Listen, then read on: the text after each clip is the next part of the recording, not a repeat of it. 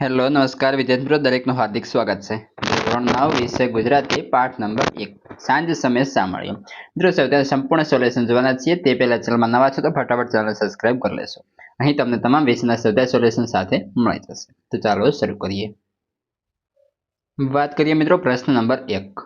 પ્રશ્નની નીચે આપેલા વિકલ્પોમાંથી આપણે સાચો વિકલ્પ પસંદ કરી ખરાની નિશાની કરવાની રહેશે. પહેલો છે ગોવાળોમાં ગિરધર કેવા શોભી રહ્યા છે?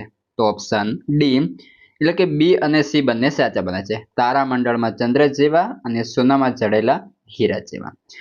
જોઈએ મિત્રો વિકલ્પ નંબર 2 હરિ હળધરનો વીરો એટલે કોનો વીરો?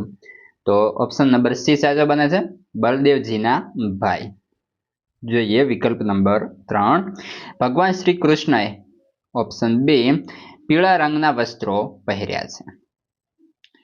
ત્યારબાદ છે પ્રશ્ન 4 શ્રી કૃષ્ણની શોભા જોઈને નરસિંહ મહેતા તો ઓપ્શન ડી હરખ પામી રહ્યા છે. મિત્રો વધીએ પ્રશ્ન નંબર 2 જેની અંદર છે નીચેના પ્રશ્નના 2-3 વાક્યમાં ઉત્તર લખો. પહેલો પ્રશ્ન છે નરસિંહ મહેતા હરખી રહ્યા છે કારણ કે? તો જોઈએ ઉત્તર. નરસિંહ મહેતાના હૃદયમાં શામળાયાનું રૂપ વસી ગયું છે. શ્રી કૃષ્ણએ એમને વહાલથી આલિંગન આપ્યું અને તેમના તન મનથી શ્રી કૃષ્ણના મુખ પર વારી ગયા. તેમનું રૂપ અતિ કલ્યાણકારી છે, તેથી નરસિંહ મહેતા વહલાજીની શોભાને સતત નિરખીને હરખાય છે. જોઈએ આગળ પ્રશ્ન 2 સાંજ સમય સાંભળ્યો કાવ્યના આધારે સાંજના સમયનું દ્રશ્ય આલેખો. ઉત્તર. સાંજના સમયે શ્રી કૃષ્ણ વૃંદાવનથી આવી રહ્યા છે. તેમની આગળ ગાયોનું ધણ અને પાછળ સાજન એટલે કે ગોવાળોનું વૃંદ છે. શ્રી કૃષ્ણએ મસ્તક પર મોર મુકુટ ધારણ કર્યા છે અને કાનમાં કુંડળ ઝૂલે છે. શરીરે પીતાંબર અને ચુવા ચંદનની સુગંધની મહેકતી ફૂલની પછેડી પહેર્યા છે. જોઈએ મિત્રો પ્રશ્ન 3 નીચેના પ્રશ્નોના 7-8 વાક્યની અંદર આપણે ઉત્તર આપવાના છે. જેની અંદર પહેલો જોઈએ કૃષ્ણ રૂપ મહાશુભકારી છે એમ કવિ શા માટે કહે છે? તો કૃષ્ણ રૂપ મહાશુભકારી છે એ માટે કહે છે કારણ કે સાંજના સમયે વૃંદાવનથી આવતા શ્રી કૃષ્ણનું રૂપ મનને મોહ પમાડનારું છે.